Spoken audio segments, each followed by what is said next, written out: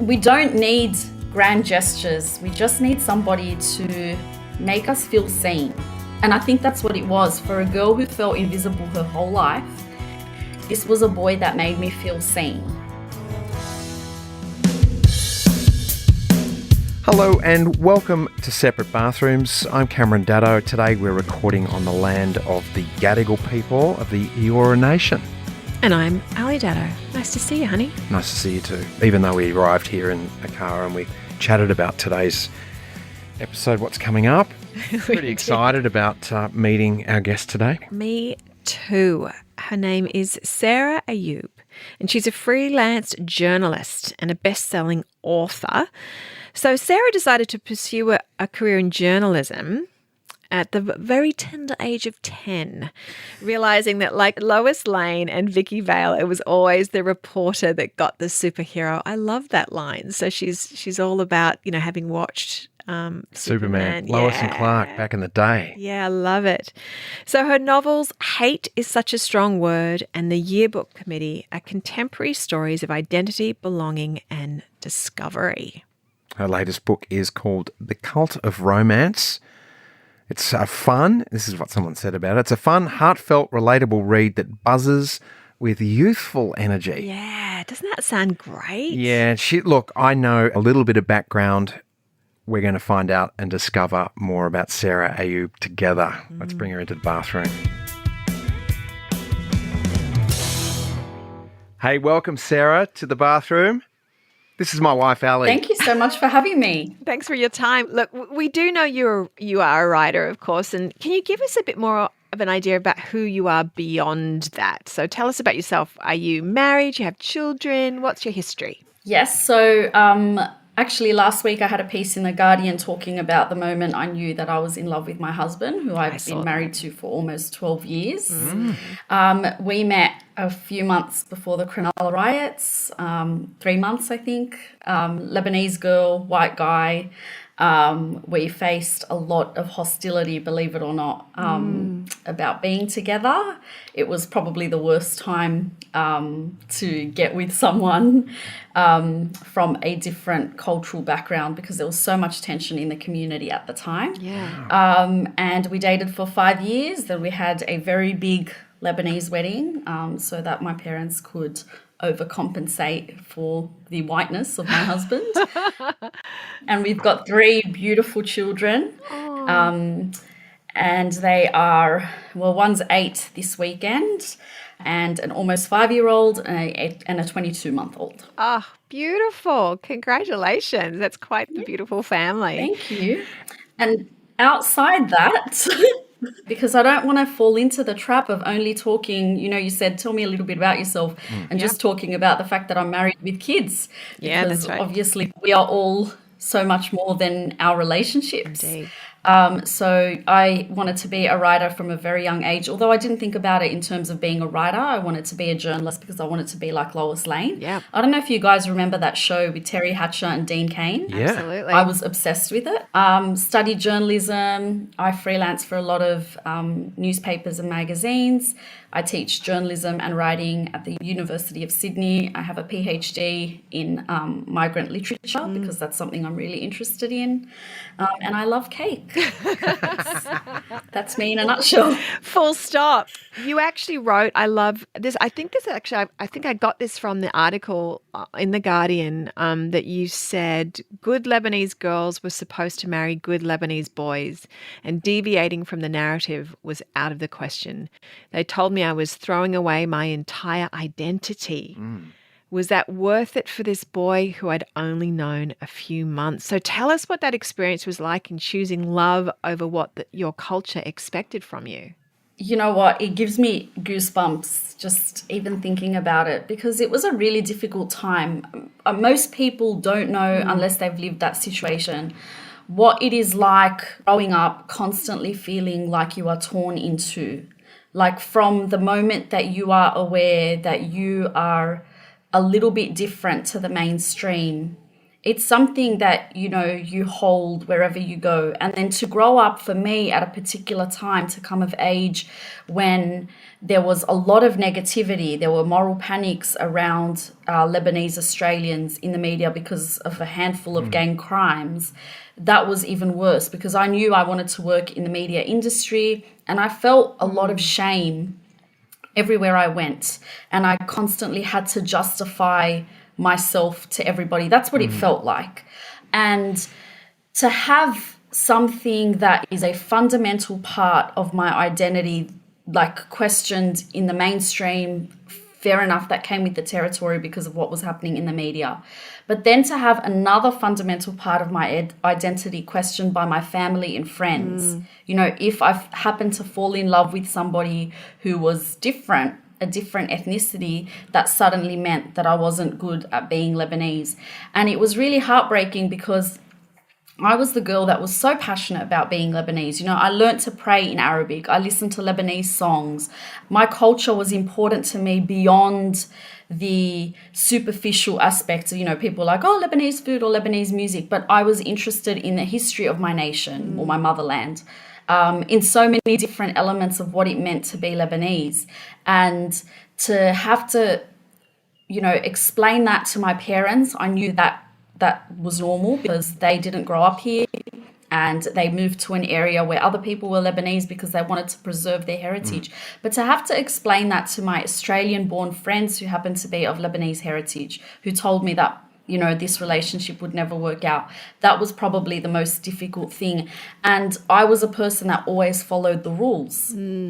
I always towed the line. So I really now, in hindsight, think of that time in my life as the time where I started to slowly emerge from my shell and be able to stand up for myself. And I'm still not perfect at it, but it's something I think that really began in that moment, in that time. Yeah. And has it been a struggle has it been a struggle to stay married based on this challenge? I always think that if James and I ever get divorced, that it wouldn't be because he's white and I'm Lebanese. Yeah. It literally has no bearing, because at the end of the day, I'm Australian born, and I say, whenever I'm overseas, I say I'm Australian. Okay. It's just what you do. Yeah. And my Lebanese heritage is a big part of how we live. I cook Lebanese food, obviously not every day. My kids are familiar with the Lebanese church. They could get by speaking to my grandmother. They know the music. They know the weddings. Like, they're familiar enough with their culture, but they're going to be even more. My parents did the best that they could, and I still turned out to be this hybrid identity, and my kids are going to be a step further from that. Right. And so the only difficult things that we sometimes face is, like, when we're off to we have this thing in Arabic culture, in Levantine culture, called wajib. And there's a great movie on SBS called Wajib. You could probably watch it with subtitles, set in Palestine. And the wajib is this like obligation that you are supposed to fulfill. So if somebody dies, it's your wajib to go and pay your respects. And so we go and pay respects for people, even if we're not supremely close to them. It's just what we do. It's our wajib if we're invited to a wedding to go, and if we don't go, we should send a gift. Those are the things that he probably doesn't always understand. Like, I'm not going to the wedding. Why should I visit their house? That's awkward. I've never met them, blah, blah. So that's probably the only thing. But, he knows that he has to, he promised me he'd do it. So has your husband taken on a lot more of your culture than you expected him to? I know you talked about that incident, but has he really invested himself in the Lebanese culture? I think he's more fun at Lebanese weddings than me, I must say. The one thing that I found really interesting is that Lebanese culture is very patriarchal and very traditional, where you might go to a family's house, or at least in my part of Lebanon, in my family's part of Lebanon. If you go to somebody's house for dinner, the men are sitting down and the women are doing all the work. And one of the things I really noticed is the the older men would tell him, sit, she'll get this for you. I had to nip that in the bud because I was like, I'm not my mum and grandmother. Like, I don't have time to look after you. If you want a fork, you have to go get it. Like, right. So that was an interesting thing that I observed, in that it happened almost by osmosis. Yeah, right. It's so interesting. Ali and I were away for the Cronulla Riots, and we would come back to Australia, and we Aussies, we love to label, I'm not going to go into labelling of race. I mean, it's been there since I was a kid, when I was growing up with the Italians or the Greeks or something like that. But there was labels, and then when we came back visiting Australia, during that time it was lebs or this or that, and the tensions were there. So, but we were only feeling it secondhand, really, or just through hearsay, because we weren't in Sydney, or we weren't in Australia. And you came together with your husband just after that time, you said. Where are the tensions now? Have things sort of softened now after all these years, or a decade plus? I definitely think that things have improved for people of various culturally and linguistically diverse backgrounds in Australia. I don't think Australian people are, I don't know how to put this in a delicate way, but I don't think they're intentionally racist if they are racist all the time. Some people are, but I think but I think the way that this country was founded is something that we need to acknowledge, that there is, it was founded on a sort of white supremacy, and that's going to infiltrate throughout the generations. But I think that where we are now, we are in a much better position to be able to have frank conversations about race, and frank conversations about identity, and frank conversations about belonging that we weren't able to have in 2005. So I think things aren't perfect. We still have, I wrote an essay called, it's a conclusion to an anthology called Racism, about different incidents. We've had celebrities doing blackface. We've had commentators on national breakfast TV calling for another stolen generation. Those things are still occurring in our time. But I think as a whole, people are more willing to understand diversity and to accept people and to do the work. I think hopefully it doesn't just flare up, because of, a Black Lives Matter movement, the death of George Floyd. We saw a huge rise in support for Black communities, and then it somewhat dwindled. But I think people are starting to become more aware. Yeah. That's great to hear.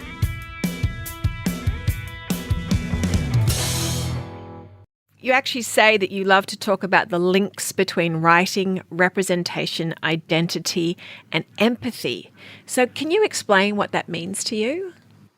Yeah, so I gave a talk at the Sydney Writers' Festival this year to about 700 high school students about this, because it really tapped into my PhD research.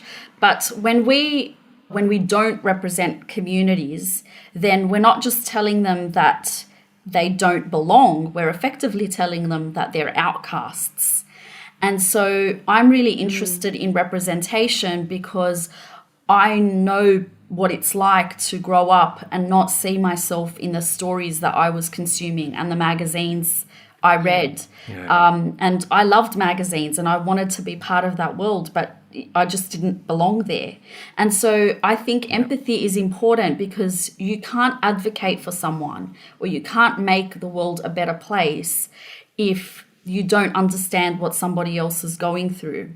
And so literature and movies are a great place for us to start, because there's something about literature in particular in first-person narration, which is so common in young adult literature, which is where a lot of these stories of identity and belonging tend to fit in that particular genre. But there's something about that first person narration that, according to a researcher named Michael Carr, allows you to eavesdrop on somebody else's heart. And that's a really profound thing, because it creates a narrative intimacy. We think of intimacy sometimes as a purely sexual thing, or a thing with like partners in a particular relationship. But intimacy can go beyond that. And when we have narrative intimacy, that likelihood for empathy, which is empathy starts forming in our teen years, because that's when the brain starts to identify the link between people's stories and experiences. Eavesdropping on your heart. Yeah. I mean, that's just, as a songwriter, I love that. And as intimacy really happens out of respect as well. So if we're through writing and your teaching, that's when we learn to respect other people's culture, and that's how I feel like we become more intimate with other cultures as well, by respecting them. Yeah, exactly. It was so nice after that talk to have. I'm normally used to having teenage girls connect with my stories, and a teenage boy is less likely to pick up one of my novels. Yeah. But to have them listen to that talk and to explain certain things to them in that process, and then have them come up to me at the end, young men, Indigenous young men, Arab Australian young men, like a Bosnian guy, to say how much they learnt from that and how they felt seen. Because the problem is that if young diverse people aren't telling their stories, it means somebody else will tell the story for them. And I actually use the example of Scott Morrison when he was running for the by-election in Cook back in the day, around the time of the Cronulla Riots, and he lost actually to a Lebanese man, and he then went around saying, he might have like links to, it's all in the news, to Lebanese gangs and so on and so forth, and effectively destroyed that man's hopes of a political career. So it's that's what I used as the example. If you don't tell your story, somebody else will tell it for you, and they will weaponize that story against you. And so we really have to think about who's telling whose stories.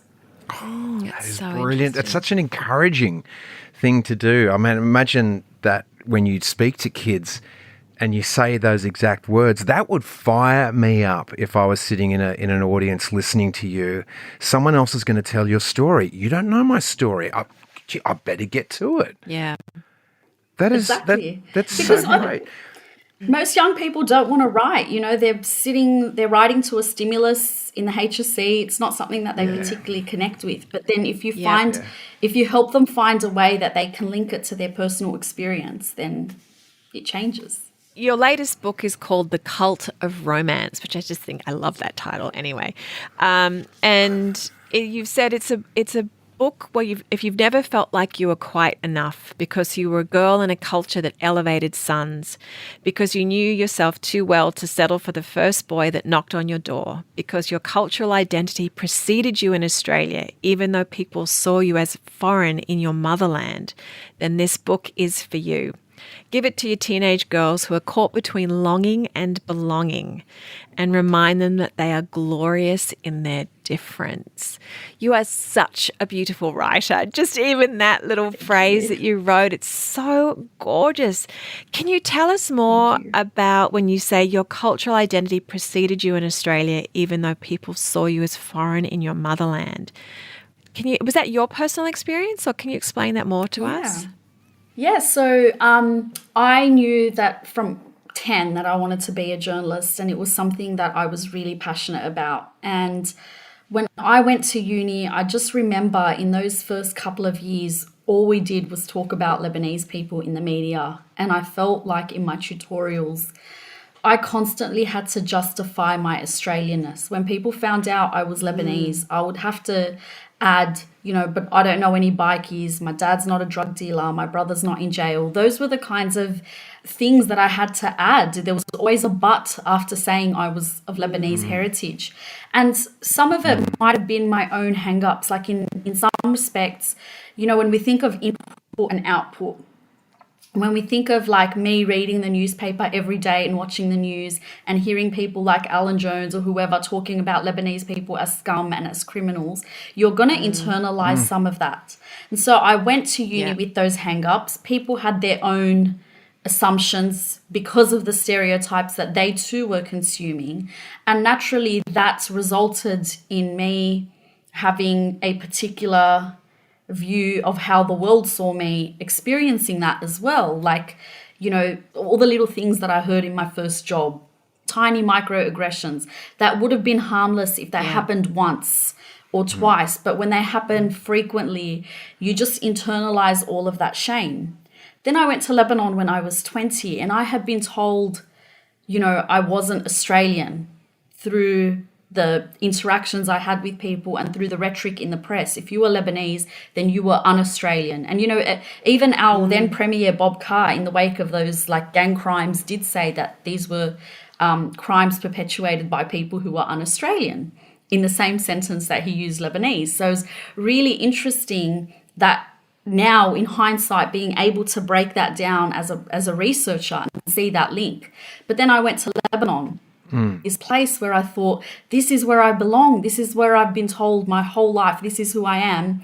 People called me Australian. You know, they would say things like, oh, there are the Australians, or ring the Australians. Yeah, right. And they laughed at the way that I spoke, and the way that I dressed wasn't right. And I remember like a group of girls from my village saying, we're going to go out clubbing. And I was like, okay, great. And like I got dressed up and did my makeup, and I was just sitting there on my grandparents' veranda waiting to be picked up. And they rocked up at like 11:30 because the Lebanese nightclub doesn't open till midnight. So all those little things that made me Australian. I mean, I know here, like we used to go clubbing until the wee hours, but at least my friends and I would leave the house at a respectable time, because if we wanted to leave at 11 p.m, my dad would say, where are you going at this time? Whereas in Lebanon, they were so free to do that. So there was a real disconnect with my Australian identity and my Lebanese identity that really manifested more so when I went there. And I remember Mum saying years later that trip also changed her as well, because she'd been really strict on me and my sisters, and it didn't occur to her that her country had moved with the times, you know, and girls were rolling home at like 5:30 a.m. or 6 a.m. from the clubs, and if I still had a curfew. So it was a real interesting thing, and I wanted to kind of capture that sense of disconnect in my story. You are a young adult writer. That's your passion. That's your lane that you love to write in. Do you think because you met your husband so young, is that why you write so vividly about young love and teenagers? That's a good question. I've never really thought about it before. When I write the romance plot points of a young adult novel, because the stories are often quite complex, there are one thing at the start. And now I think about the other thing. So the first thing is that I was a bit of a dork, and I wasn't, you know, particularly cluey or popular or anything like that. I used to always think of myself as quite invisible. And so when I write my teen romances, I always write with that girl in mind. I don't write extremely swoony love interests who are 16-year-old boys, because a straight 16-year-old boy doesn't always have his shit together. Yeah. Like he doesn't really know. Doesn't always, and so does he sometimes ever? when we exactly. Sometimes when we write these, He's just gotten past grunting. Most 16-year-old boys are just going, exactly. I mean, I can speak from experience. Yeah. Yeah, so I'm really wary about writing perfect love interests, because I don't want a girl who was like me to think that there's something wrong with her because the right boy isn't paying attention. But I also think that my husband was a perfect I met him when I was 19, and he was a perfect teenage boyfriend. You know, really respected my boundaries, wanted to see me, prioritized me in his life, you know, sent me flowers or whatever. Like, once he sent me a frangipani bush, because that's what I wanted. And I just think it's, you know, we don't need grand gestures. We just need somebody to make us feel seen. And I think that's what it was. For a girl who felt invisible her whole life, this was a boy that made me feel seen. Yeah. And so I try to write characters like that. That's the most important thing, because, you know, you have to be that person's, like, my dedication is in that book. Is to James, who called me one from the start. He called me one, as in the one from the start, number one. And I think if you're going to be in a relationship with someone, you need to be their number one. Anything else is a big compromise.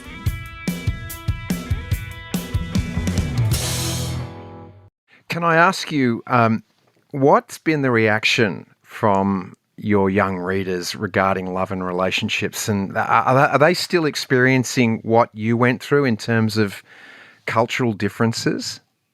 I get the odd email, I must say, from young women who are usually culturally diverse, dating a white guy, wanting to know if I had any advice for them. And that happened from the outset, like from the moment that James and I became Lebanese official. Yes, so I was receiving those sorts of emails, and I still get them now, but I think because a few of us have broken the ice, it's become easier. So I remember that my dad, who was incredibly hostile to the idea of me being with a white guy, friend's daughter was engaged to a Chinese guy. And when her parents said, we don't know how we feel about this, she said, oh, but Sarah's still married to James. And she and I had never met. I wouldn't know her from a bar of soap, and vice versa. But she knew that there was this girl named Sarah that belonged to this man named Tony, that's my dad, who, you know, fought her family and managed to marry the white guy, and they're still together. And I remember I was looking for those success stories when I was dating James. But when I say Lebanese official, it's like your boyfriend is always a secret until you know that you're going to marry him. And that's when you bring him home to mum and dad. Because they don't really believe in boyfriends. My mum used to say, this is Sarah's friend James. And then James was always my friend until he proposed to me. And then he was my fiance. There was never boyfriend. Yeah. Did your husband's family, were they accepting of you? Did it go the opposite way, or were they concerned also because they're seeing news and stuff? Did they have concerns about their son marrying a Lebanese woman? They didn't really have concerns about me being a Lebanese woman, but they did have concerns about my family not accepting him. Right. Which I think is valid because they were like, well, what's wrong with James? You know, he's great or whatever. But I have, like, over the years heard from older members of the family the odd, you know, comment about Lebs or Lebanese or wogs. That's been a bit funny. So. Tell me, how does your husband and your dad get on? And has it always been good or bad? I mean, what's the evolution of that relationship been? My dad, I think, doesn't understand James, but there's a lot of love there. As in, he doesn't understand my own brother, because he's like, why do they play video games? You know, why is this 35-year-old man playing a video game? So my father's generation is quite rigid in their expectations of what manhood or masculinity looks. But apart from that, you know, Dad's really accepting of James, and as long as I'm happy and I feel respected in my relationship and I'm treated well, then Dad's happy. And I remember even once when I was saying something about the wedge bet, about those cultural obligations, my dad, which I was very surprised about, to me, remember that's not his way. So don't force him to do things that he's not comfortable with, because, you know, that was your decision and you have to respect him just like he respects you. And that was really nice. Yeah. You said that you have emails sent to you from girls or women saying, you know, I'm marrying out of my culture. What is your advice then to, if there is someone that comes to you and says, okay, I'm in love with someone that is not of my culture and my family is totally against it? I always say, if this is something that you feel in your bones, like in your heart of hearts, then at the end of the day, like, your culture isn't going to sustain your marriage. Marrying someone of the same culture is not enough. You have to think long term. Like, marriage isn't just a wedding day. And I think about this a lot, particularly with finances and people spending like a shitload of money, for example, on their wedding, which is very common in my culture. But we need to think of that 31-year mark. You know, I would love to be able to be in your position one day and be doing something with my husband, saying we've been together 31 years. I knew there was something that motivated me to fight for that relationship. And I think when I talk to young women, or when I respond to them, say, you have to give it time. Someone said to me, I remember somebody said it to me, I think it was my high school religion teacher, that love makes time pass and time makes love pass. And so I always say, give it some time, have a break, as in not necessarily like break up, but have some space away from seeing each other. You know, for me, I went to Europe for a little bit, and that was really good. That helped me to ascertain that, yes, this was definitely a path I wanted to go down. Because the problem is with something like that is that I had James in one ear going, you know, I love you, this shouldn't be the case. And I had my mum going, you know, but on Neighbours, nobody stays married, or like whatever. That's how white people are. But Neighbours is finished now. Neighbours is done. Yes, that's true. Yeah, that's right. Yeah. But, you know, that was something that Mum was worried about. So there was that, you know, hearing things like two opposing viewpoints was really difficult, and then just navigating that. And so I just always say, take some time. If that love is genuine and real, it will, you know, you'll make it through. Yeah, yeah. Your book is The Cult of Romance. You've got a couple of other books too. Hate is such a strong word, and the Yearbook Committee. What's coming up for you? Do you always have something in the pipe? Like you're working on something at the moment? I think so. I don't like to stop. So, you know, it's stimulating for me. I'm raising my kids. It can be very easy to be sucked into that vortex of domesticity. Yeah. You know, I give everything to my children, my time, my energy. But I always think that I'm a happier mother if I am pursuing my own interests. Absolutely. And so I had a children's book out in March, a children's picture book called The Love That Grew, that was inspired by my having my third child, because I wanted my other kids to know that the love that mum has doesn't transfer to the new baby, it grows. And then I've got another children's book out in December. I haven't really spoken about that, so it's, you know, sharing that here for the first time, called Nice and Slow. And that's for the parents who get woken up at 6 a.m. going, what are we doing today? It's all about having a nice, slow day at home. Yep. And I'm working on my first book for adults at the moment. It's still in its infancy, but I think I'm ready to step away from young adult for the time being and have a stab at something different. Good for you. And this one too, will this one be a novel, the one for the adults? Yes. Yeah. So I'm writing something actually inspired by that time, that Cronulla Riots. So. Right. Oh, you're a busy lady with so many creative interests. I love that. And well, I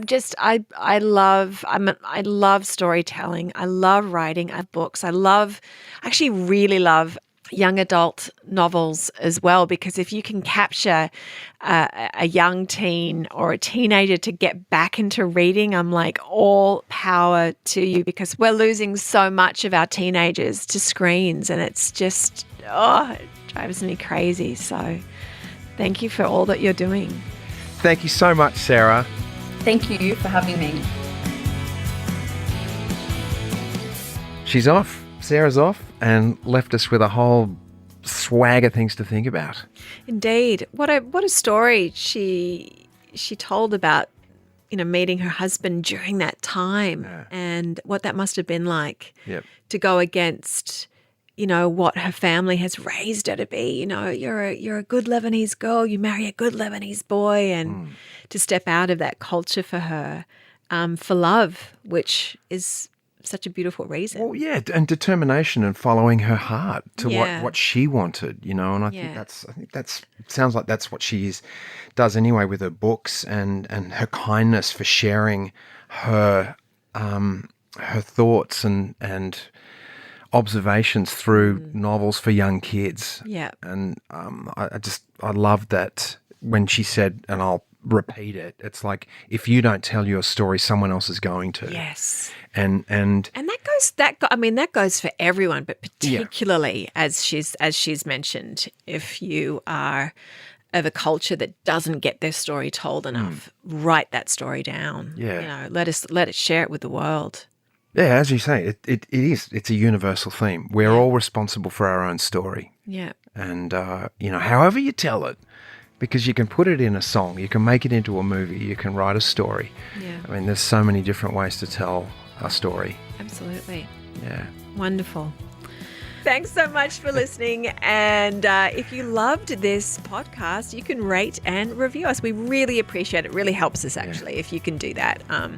Just pop on to wherever you listen to your podcasts and give us a 5-star. Yeah, 5-star. Nothing below 5-star. Things like that. No, we really do appreciate it. Thank you so much. Till next time. Bye.